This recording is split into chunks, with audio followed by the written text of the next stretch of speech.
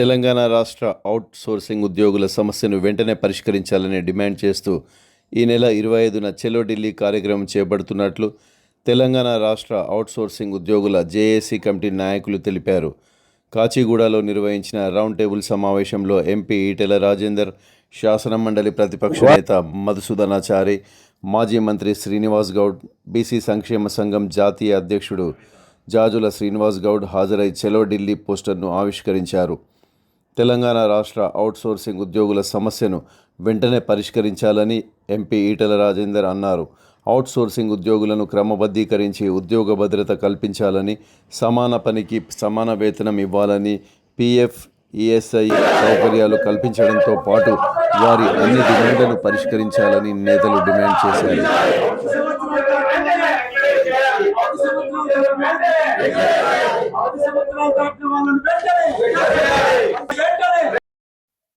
ఎక్కడ పిల్లలకు బడి ఫీజు కడతాము, ఎక్కడ అమ్మ నాన్నకు ఒకవేళ ఆరోగ్యపరమైన సమస్య వస్తే వైద్యం చేయిస్తాం. ఇంత దుర్మార్గం అంటే ఇంతకంటే ఎట్టి చాకిరి, ఇంతకంటే ఎక్కువ దోపుడు ఇంకోటి లేదు. చాలా మంది పెద్దలు మాట్లాడేందు ప్రైవేట్ వాళ్ళు దోపిడీ చేస్తామని అడగచ్చు, కానీ గవర్నమెంటే అంటే ప్రజల్ని చూడవలసిన, ప్రజల సంక్షేమాన్ని కాపాడాల్సినటువంటి చట్టాన్ని అమలు చేసే ప్రభుత్వాలు దోపిడీ చేస్తే ఎవరు కాపాడాలనేటువంటిది చాలా మంది మాట్లాడేంతకు ఇవాళ నేను కూడా మాట్లాడుతున్నాను. ఇవాళ దీంట్లో ఒక 6 డిమాండ్ తక్షణం పరిష్కరించాల్సి అక్కడ ఉన్నది. ఒకటో డిమాండ్, ఈ మధ్యవర్తుల ద్వారా వచ్చే పంచాయతీ కమిషన్దే కాదు, చాలా మంది అనుకుంటారు బట్టి కమిషన్ అని చెప్పి ఈ అవుట్ సోర్సింగ్ ఏజెన్సీ ఎంటర్ కాగానే వాడు దీన్ని ఎప్పుడో ఈ ఉద్యోగి చిన్న ఉద్యోగి నౌకరు కావాలి కాబట్టి ఆయన అక్కడే లంచాలు చూస్తున్నారు.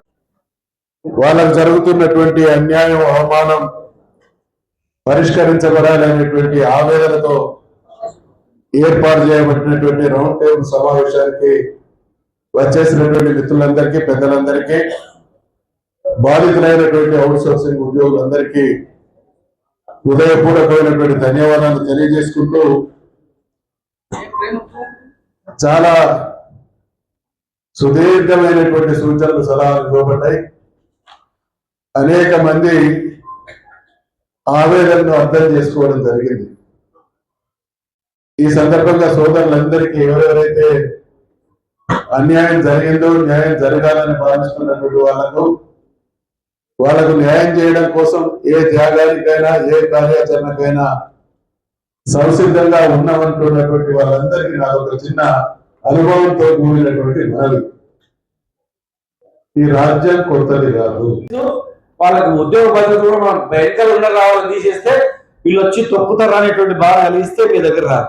First point. లేదంటే మిమ్మల్ని ఎట్లా తీసేయాలని భయపడుతుంది. ఇప్పుడు లక్షల మంది దానికి రెడీ ఉన్నారు, కానీ వస్తే మనం వేడి తీసేస్తామని భయపడుతుంది.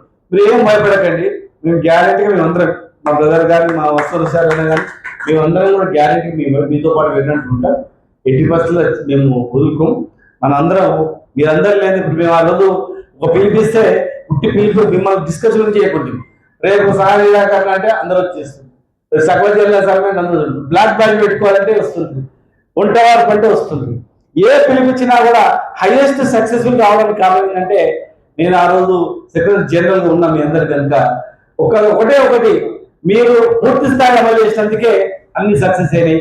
మీరు పూర్తి స్థాయిలో ఉద్యోగం చేసినందుకే తెలంగాణ రాష్ట్రం వచ్చింది కనుక మనం ఇంకా ఛాలెంజ్ చేద్దాం.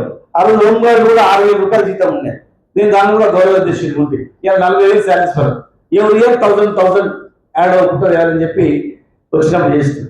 ఇంతవరకు చేసినాం. ఇంకా చాలా చేయాల్సిన అవసరం ఉండే, రకరకాల అడ్డంకులు ఉండే. మరి ఫ్యూచర్ లో కూడా టీఆర్ఎస్ వస్తుంది.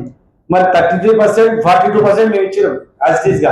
మీకు కూడా యాజిటీస్ ఇవ్వాలి. ఒకవేళ ఏజెన్సీ తప్పించి డైరెక్ట్ గా మీకే శాలరీ వచ్చినట్టు చేయాలి.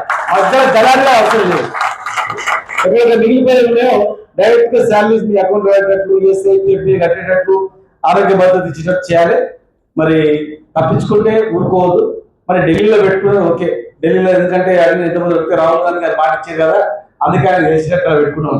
ఓకే, అలా పెట్టుకుందాం. ఆ ఢిల్లీ తర్వాత ఇక్కడ పెద్ద కార్యక్రమం తీసుకొని లక్షలాది మంది కదిలి వచ్చేటట్టు చేద్దాం. మీరెవరిని డిపెండ్ అవసరం లేదు. మీరే ఒక పెద్ద సైన్యం. మీకు ఒక సైన్యం ఎవరు వచ్చి మద్దతు తెలిపాలని కదా మీ పందరు సమాన వేతనం, సమాన పనికి సమాన వేతనం అని. ఇలా ప్రభుత్వ ఉద్యోగులు ఎవరైతే పర్మనెంట్ ఉద్యోగులు ఉన్నారో వాళ్ళు చేసేటువంటి పని ఏదైతే ఉందో వాళ్ళకంటే ఎక్కువగా అవుట్సోర్సింగ్ ఉద్యోగులు పనిచేస్తున్నారు. మరి ఎందుకు వేతనం ఇవ్వడం లేదు? ప్రభుత్వ ఉద్యోగులతో సమానంగా వేతనాలు ఎందుకు ఇవ్వడం లేదు? ఉద్యోగ భద్రత ఎందుకు లేదు? అవుట్సోర్సింగ్ ఉద్యోగులది దినదిన గండం అయిపోయింది. ఎప్పుడు తీసేస్తారో, ఎప్పుడు పీకేస్తారో, ఎప్పుడు ఇలా కనీసం ప్రభుత్వ ఉద్యోగులను ఏమైనా పనిష్మెంట్ ఇవ్వాలంటే ఇక్కడ ప్రభుత్వ ఉద్యోగులు మన చంద్రశేఖర్ అన్న, జ్ఞానేశ్వర్ అని వీళ్ళందరూ ఉన్నారు.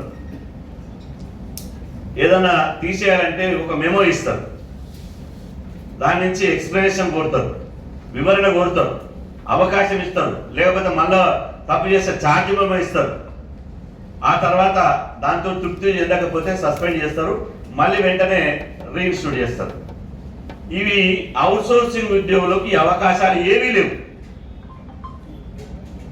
ఏమంటారు కదా, ఎవరికి కోపం వచ్చినా అవుట్సోర్సింగ్ ఉద్యోగులను పనిచేస్తారు.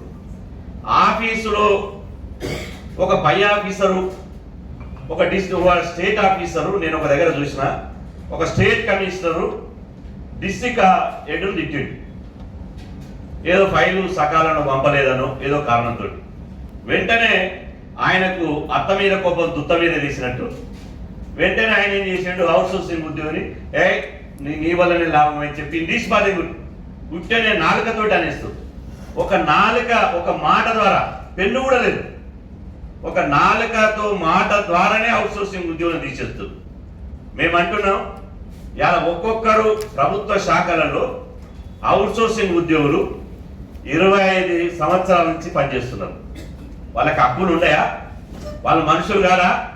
వాళ్ళు చదువుకోలేరా? అవుట్సోర్సింగ్ ఉద్యోగులు అంటే ఏమో బర్లగాసి లేదా చదువుకోకుండా నిరక్షరాస్యులకు ఉద్యోగాలు ఇస్తురా? ప్రభుత్వ ఉద్యోగులు దయచేసి అన్నిలా భావించొద్దు. కానీ ప్రభుత్వ ఉద్యోగులు ఏ రకంగానైతే చదివి మెరిటోరియల్గా వాళ్ళు ఉద్యోగాలు తీసుకుంటున్నారో అదే స్థాయిలో పిహెచ్డి చేసిన వాళ్ళు కూడా అవుట్సోర్సింగ్ పనిచేస్తున్నారు. పిహెచ్డి చేసిన వాళ్ళు కూడా, పీజీ డబల్ పీజీ చేసిన వాళ్ళు, డబల్